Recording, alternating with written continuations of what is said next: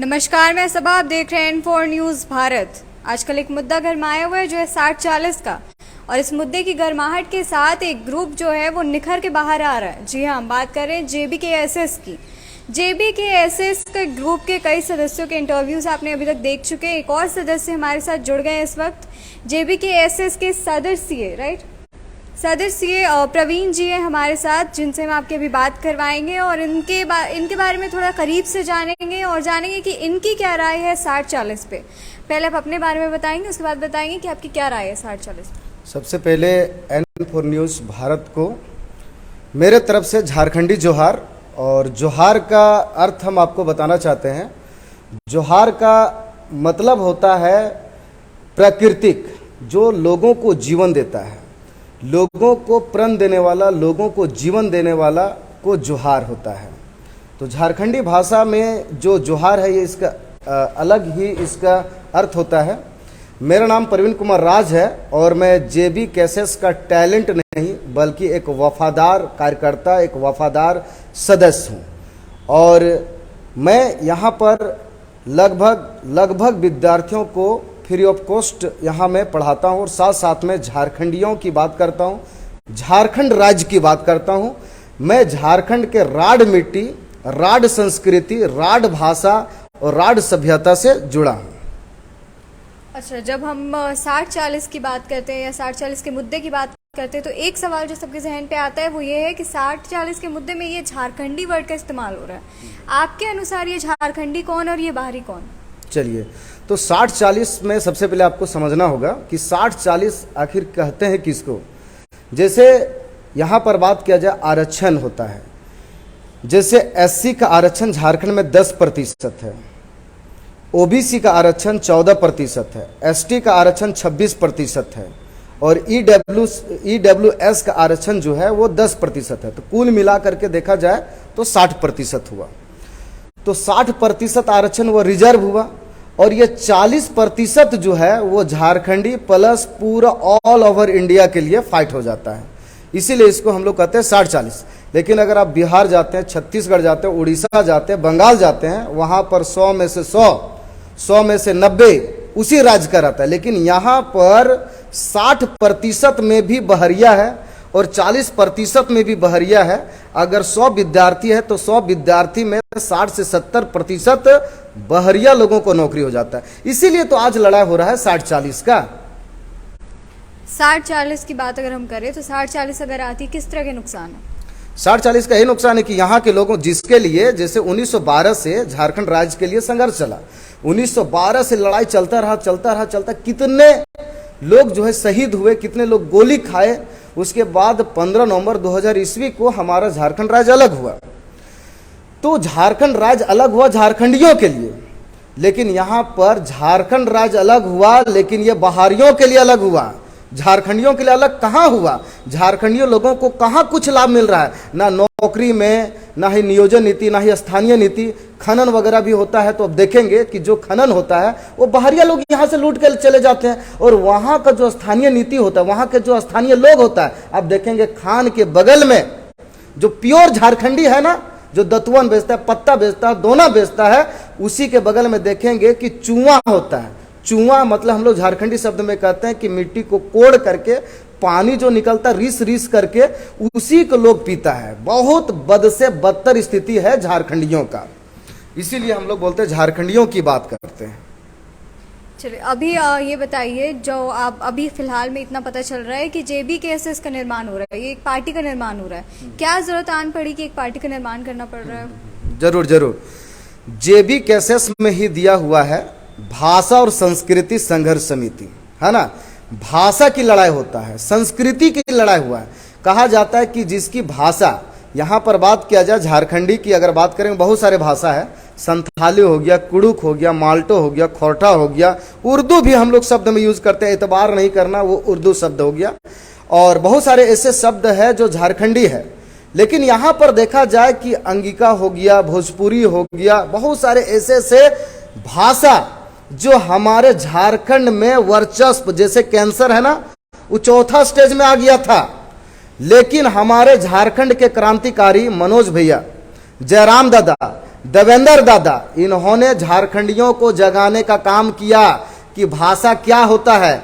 जैसे झारखंडी भाषा की बात करेंगे तो इसमें बहुत सारे शब्द, जैसे खोरठा की बात करेंगे तो इसमें ईटा, ऊटा, वहटा, ई वाला, ऊ वाला, कैसन हीरे बाबू, छगरी, चरू हो कि ना, ये सब शब्द का प्रयोग होता है। लेकिन यहीं पर जैसे ही बहरिया शब्द आता है, का बा, कैसन बा, आरा हिले, छपरा हिले, ये सारे शब्द का प्रयोग होता है। तो अगर आप बाहरी भाषा को यहां पर डालते हैं तो यहां के लोग नर्वस हो जाएंगे, यहाँ के लोग गुलाम हो जाएंगे। इसीलिए हम लोग झारखंडी भाषा की बात करते हैं, झारखंडी संस्कृति की बात करते हैं। झारखंडी संस्कृति की अगर बात करेंगे तो संस्कृति, हमारे झारखंड की संस्कृति अलग है।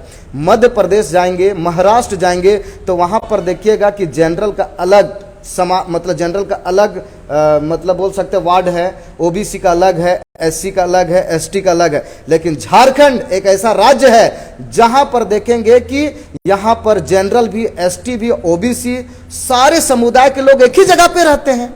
आप गांव में भी देखिएगा, इधर ठाकुर का घर है, इधर घटवार का घर है, इधर सूडी का घर है, इधर तेली का घर है, इधर बनिया का घर है, इधर ब्राह्मण का घर है, सारे लोग रहते हैं। झारखंड अगर बात किया जाए, झारखंड की संस्कृति की अगर बात करते हैं तो झारखंड की संस्कृति जियो और जीनोदी की बात करता है। जैसे कहने का मतलब हुआ कि आपके घर है, आपके घर के बगल में अगर कोई ठेला लगाता है, अगर आपके घर के बगल में कोई सब्जी की दुकान लगाता है, आप उसको डांटते हैं, लेकिन आपके माता पिता कहते हैं कि रे बाबू जादी, अगर रहतले पैसा कौड़ी रे तो हियाँ ठेला कहीं लगेतले, यहाँ सब्जी दुकान कहीं लगेतले, ये कहता है।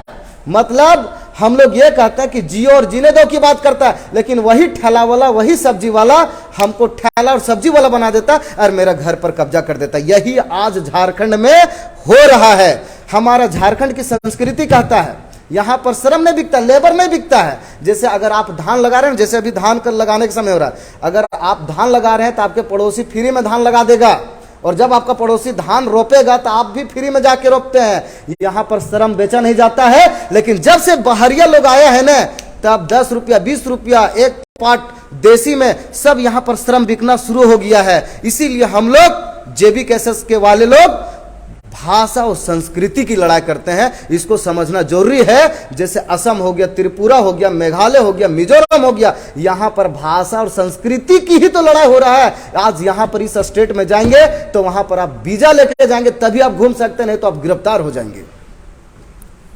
क्योंकि जेबी केसेस की संरचना की बात कर रहे हैं हम, तो आप हमें ये बताइए कि आपके जो जितने भी मेंबर्स हैं जेबी केसेस में, ये लोग जो है अब पार्टी में आ रहे हैं, अब लड़ाई लड़ेंगे, ये लोग इलेक्शंस लड़ेंगे। कौन लोग किन कौन से एरिया से फोकस कर रहे हैं, इस बारे में थोड़ा सा हाईलाइट कीजिएगा। हम लोग एरिया ने, जैसे जयराम दादा ने कहे थे कि हम लोग 81 से 81 विधानसभा में लड़ेंगे, 14 लोकसभा सीटें, 14 लोकसभा सीट में लड़ेंगे।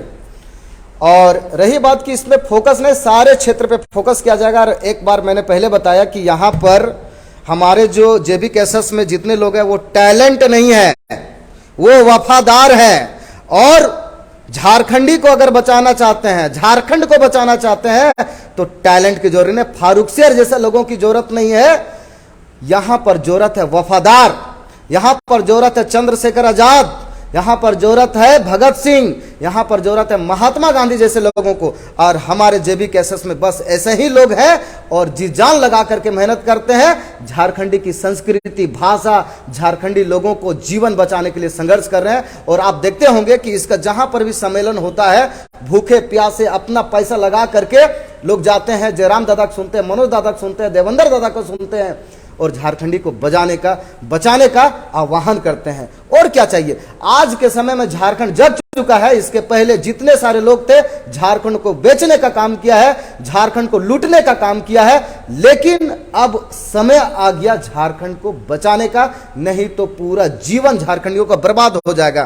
पहले विद्यार्थी देखा जाए, जब कोई वैकेंसी निकलता था वो रहता था अंडर एज, लेकिन जब फिर दोबारा वैकेंसी निकलता है तो हो जाता है ओवर एज। यही चीज को तो बचाना है हम लोगों को, यही तो उद्देश्य है जेबी कैसेस का। अगर जेबी कैसेस की पार्टी बनती है और वो पावर पे आती है तो और किन किन चीज़ों पे वो ध्यान देगी, किन किन मुद्दों को वो अपने गौरतलब पे रखेगी? हाँ, अगर जेबी कैसेस आती है, और शायद आती क्या आएगी, और सबसे पहले यहाँ की संस्कृति, भाषा, दो चीज हो गया। और जेबी कैसेस वालों का नीति ठीक है तो नियोजन नीति भी ठीक बनेगा। स्थानीय नीति भी ठीक बनेगा और बहुत लोगों को एकदम प्रत्येक साल टाइमली टू टाइमली जॉब होगा। जैसे यूपीएससी टाइमली टू टाइमली लेता है, उसी प्रकार यहाँ पर हर एक एग्जाम को टाइमली लिया जाएगा और किसी भी प्रकार का दिक्कत नहीं होगा। जैसे अभी हेमंत सोरेन हमारे माननीय मुख्यमंत्री जी हैं, उन्होंने जेटेट का जो बताया कि जो जेटेट पास है 2013-16 उसका एग्जाम लिया जाएगा। तो आपको मालूम होना चाहिए कि 2013-16 में जो एग्जाम लिया गया उसमें 15 विषय पर एग्जाम लिया गया, जिसमें माल्टो भाषा था, कुड़ुक भाषा था, अंगिका था, भोजपुरी था, ये सारे भाषा था। अबर एग्जाम जो लिया जा रहा है ना, झारखंड सरकार बोला कि 25 से 26 हजार जो वैकेंसी निकाले हैं उसमें से 7 भाषा को निकाल दिया गया है। 7 भाषा जैसे माल्टो, अंगिका, भोजपुरी। तो ये लोग जो एग्जाम दिया है वो कहाँ जाएगा? वो केस करेगा ना। जब केस करेगा तो ये जो निकाला है ना इतना ज्यादा वैकेंसी, ये फिर रद्द हो जाएगा। लैब टेक्नीशियन 2 बार फॉर्म भरा, जेई की अगर बात करेंगे इसको 3 बार फॉर्म भरा, और सचिवालय की बात करेंगे 2015-16 से फॉर्म भराते ही आ रहा है, कितने लोगों को ओवर एज हो गए। तो क्या कहिएगा? हेमंत सोरेन बोलता है एग्जाम लेंगे, तो उन्होंने जब 2019 में आया तो एक बार भी उन्होंने जेटेट का एग्जाम लिया। तो हम यही कहेंगे कि हेमंत दा जो है, हेमंत सर जो है, हमारे माननीय मुख्यमंत्री जो हैं, वो अधिकारी में घुल गए हैं। उसको मालूम ही नहीं है कि झारखंड में हो क्या रहा है। उनके अधिकारी पढ़ा लिखा रहे हैं कि क्या हो रहा है नहीं हो रहा है, मालूम ही नहीं किसी को। तो हेमंत सोरेन हमारे माननीय मुख्यमंत्री को, झारखंडियों से मिलिए, आप बाहरियों के चुंगल में मत फंसिए, नहीं तो 2024 में दिक्कत हो जाएगा आपको। यही है। अच्छा, आप हमें ये बताइए कि क्यों लगता है कि झारखंडी जो लोग हैं या फिर जो लोग आपको सुनने आ रहे हैं वो लोग आपको वोट देंगे? क्या किस तरीके से, किस बुनियाद पे वो लोग आप पे भरोसा करेंगे? क्योंकि ऐसे पहले भी नेता आए हैं जिन लोगों ने कहा है, अच्छी अच्छी बातें की है, और जब रिजल्ट आया और रिजल्ट के बाद जब उन्हें पोजीशन मिला उसके बाद उनका रंग बदलते हुए दिखा। कैसे भरोसा कर ले? जरूर जरूर। तो सबसे पहले हम पब्लिक को यही कहना चाहेंगे कि अगर कोई नेता या कोई मतलब एमपी एमएलए अगर प्रचार प्रसार के लिए आते हैं और वो कहते हैं कि हम आपको फ्री में राशन देंगे, फ्री में आपको घर बना देंगे, उसको एक लाठी उठाइए और दौड़ा के मारिए। क्योंकि जहां आपको फ्री देने की बात करता है ना, मतलब आपको आपसे वोट खरीदने की बात करता है। आप उनसे जब कोई नेता विधायक आता है तो पूरे गांव में मीटिंग रखिए और नेता को बैठाइए और बोलिए कि घर घर में एक रोजगार होना चाहिए।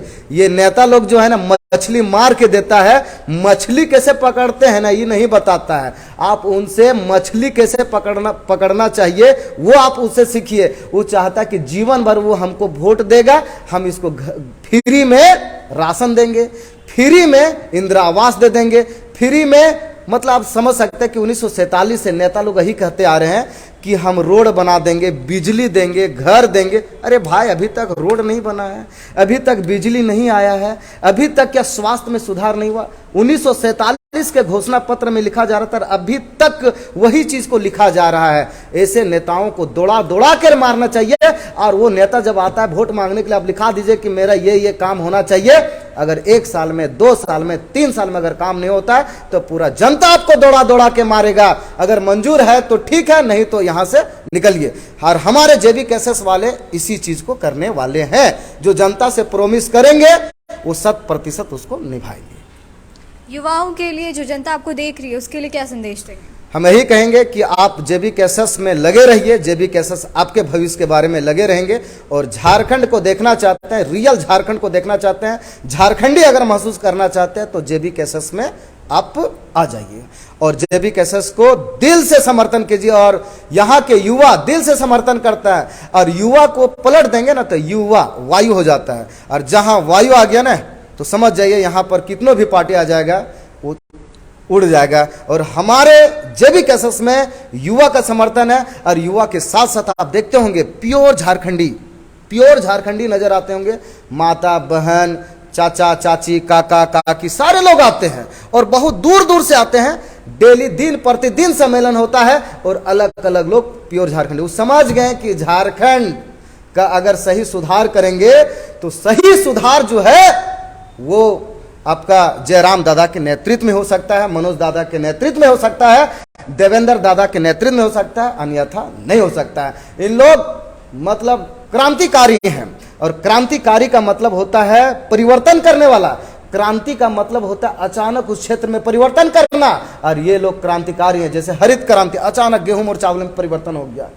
नीली क्रांति, मत्स्य क्रांति, सब देखते होंगे कि अचानक उस क्षेत्र में परिवर्तन। तो जयराम दादा, देवेंद्र दादा और मनोज दादा, ये लोग क्रांतिकारी हैं और झारखंड में परिवर्तन चाहते हैं। तो इन लोगों को मदद कीजिए। मैं भी एक कार्यकर्ता हूं, मैं टैलेंट नहीं हूं, लेकिन मैं JBKSS के प्रति वफादार हूं। यानी कि एक और पार्टी उमड़ती हुई हमें नजर आ रही है जो कि JBKSS है। अब क्या होता है, परिणाम किस तरह से ये लोग आगे बढ़ते हैं, ये तो रिजल्ट्स बताएंगे। ऐसी और खबरें आपके लिए लेकर आते रहेंगे, तब तक जुड़े रहें N4 न्यूज़ भारत के साथ।